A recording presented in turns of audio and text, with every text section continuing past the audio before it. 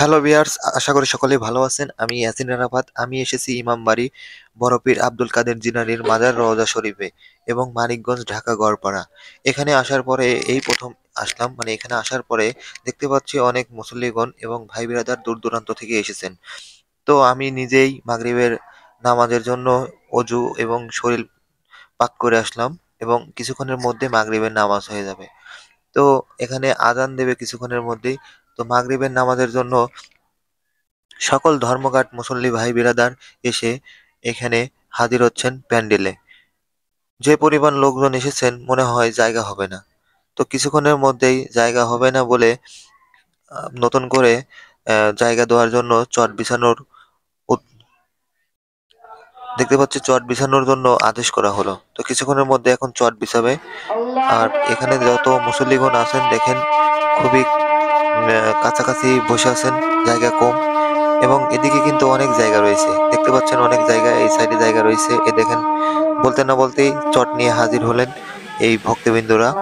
এবং এখানে অনেক লোক রাখা হয়েছে যারা এই আয়োজনকৃত রওজা মোবারক এবং এই প্যান্ডেলের সকল সারিগণ এবং সকল দায়িত্বগণ মানুষের সবসময় মুখর মুখর ভাবে এখানে সুন্দরভাবে পরিচালনা করার জন্য কমিটিবৃন্দ গঠন করা হয়েছে।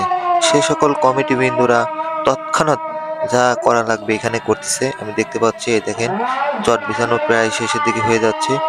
তো এখানকার যারা কমিটিবৃন্দ রয়েছে তারাও নামাজের জন্য উপস্থিত ছিল এবং তারা আহ এত পরিমাণ জায়গা দিতে হবে তারা ভাবতে পারে নাই।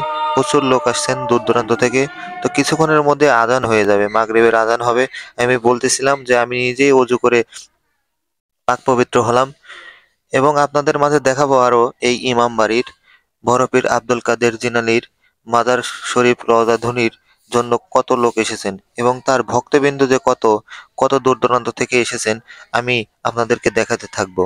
এবং আর আরো আপনাদের ভিডিও দেখাতে থাকবো। যারা আমার চ্যানেলটি এখনো সাবস্ক্রাইব করেননি অবশ্যই সাবস্ক্রাইব করবেন এবং আমার পাশে থাকবেন। তো কিছুক্ষণের মধ্যেই নামাজ শুরু হয়ে গেল এবং দেখেন নামাজ পড়ার জন্য সকল মুসল্লিগণ দাঁড়িয়ে গেল। আর আমি দেখাচ্ছি ক্যামেরাম্যানকে একটু নামাজের ভিডিওটা করার জন্য, কারণ আমি নিজেই নামাজ পড়বো, নামাজে শরীক হব। তো আমার ক্যামেরাম্যানকে দিয়ে দিলাম। তো আমারই ক্যামেরাম্যান আমার ছোট ভাই, তো সে ও ক্যামেরা করবে। তো আমি নামাজে অংশগ্রহণ করে ফেললাম কিছুক্ষণের মধ্যেই। তো গাইস, যারা এইখানে আসবেন অবশ্যই আসতে পারবেন, আমার সাথে যোগাযোগ করতে পারবেন। যারা এই তরিকার ভক্তবৃন্দ আছেন পাক পাঞ্জাতন আহলে বাদ, তারা যদি আসেন অবশ্যই আসবেন। এবং যারা এই তরিকার সাথে সংযুক্ত হতে চান অবশ্যই আমাকে নক দিবেন মেসেঞ্জারে, আমি নাম্বার দিয়ে দেব।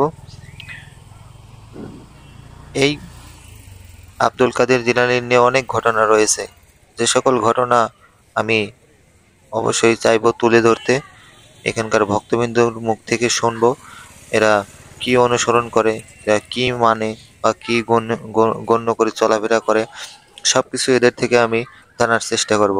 যেহেতু এসেছি ইমামবাড়ি, সবকিছু না জেনে দেশে ফিরবো না ইনশাল্লাহ। সবকিছু জানার চেষ্টা করব, আর জানার জন্য এখানে এসেছি। আসলে এই তরিকার পন্থার লোকদের কি কাজ বা এরা কি ইসলামের দৃষ্টিতে কোন সাইডটি তারা ধরে রেখেছেন, এবং সবকিছুই অবশ্যই জানার চেষ্টা করব। এবং আপনারা যদি সাপোর্ট করেন অবশ্যই ইনশাল্লাহ পরবর্তী ভিডিও আপনারা আরো দেখতে পারবেন ইমামবাড়ির সকল ভক্তবৃন্দর উদ্ঘাট চলাফেরা বা উদ্ঘাটন ঘটনা এবং তাদের কি দায়িত্ব, এরা কি ইসলামের কি দৃষ্টিতে এরা চলাফেরা করতেছে বা এরা কি মানতেছে, সকল কিছু আপনাদের মাঝে তুলে ধরবো ইনশাল্লাহ। তো নামাজের টাইম হয়ে গেছে, নামাজ পড়তেছে। নামাজ পড়া শেষ হলে আমি আবার আপনাদের মাঝে ভিডিও তুলে ধরবো।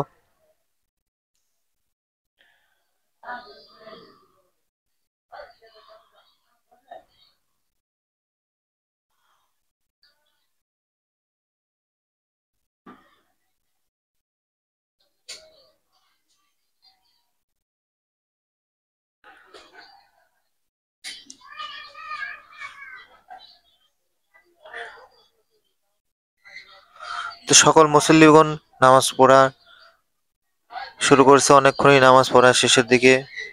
তো নামাজ প্রায় মনে হয় শেষ হয়ে যাবে। তো আমি এখন নিজেই কিন্তু এখন নামাজে, আমার ক্যামেরা কিন্তু নিয়েছে আমার ছোট ভাই, আমি আগেই বলেছি। প্রায় দেখেন নামাজ শেষের দিকে হয়ে যাচ্ছে।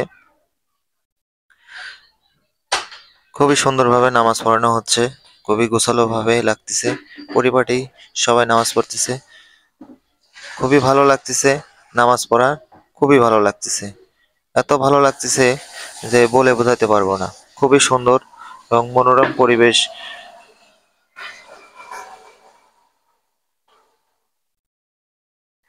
খুবই ভালো লাগতেছে। অবশেষে নামাজ শেষ। এখন সকল ভক্তবিন্দু একটু পায়চারি করতেছে, মানে হাঁটাচলা করতেছে দেখতে পাচ্ছি। এখন কিন্তু মাগরিবের নামাজ পড়ার পরে সন্ধ্যা 7টা বেজে গেছে। এপাশে দেখতেছেন যে অন্ধকার হয়ে গেছে, গেটটা দেখেন একবার।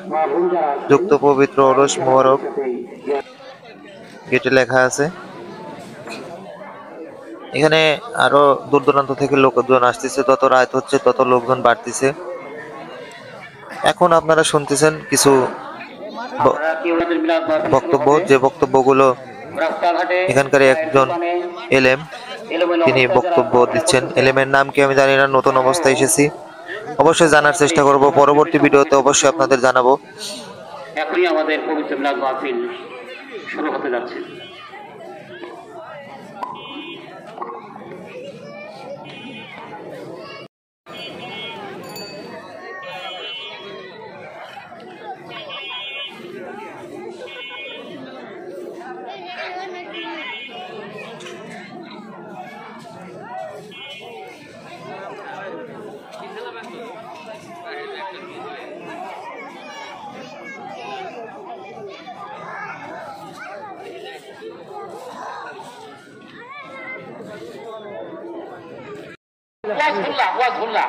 সমস্ত কেবলার বিলীনাকার,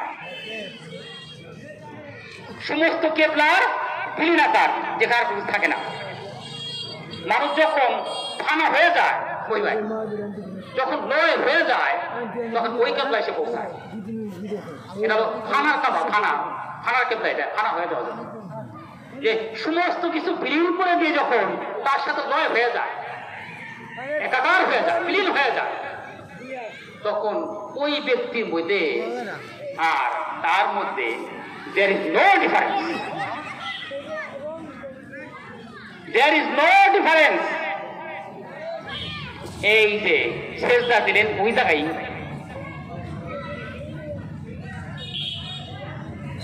ইহলৌকিক এবং পারলৌকিক সমস্ত কিছুর আশা এবং আকাঙ্ক্ষা পরিত্যাগ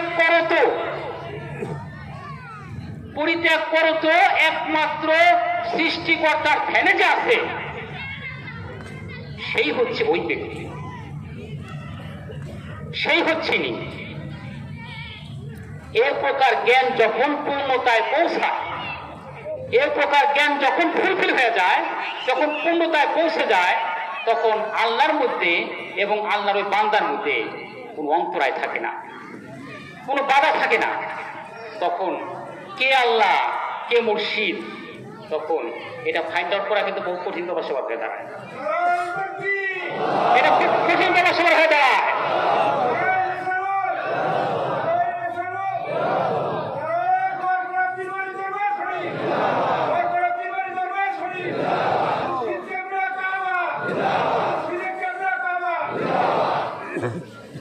তো এই লেখা,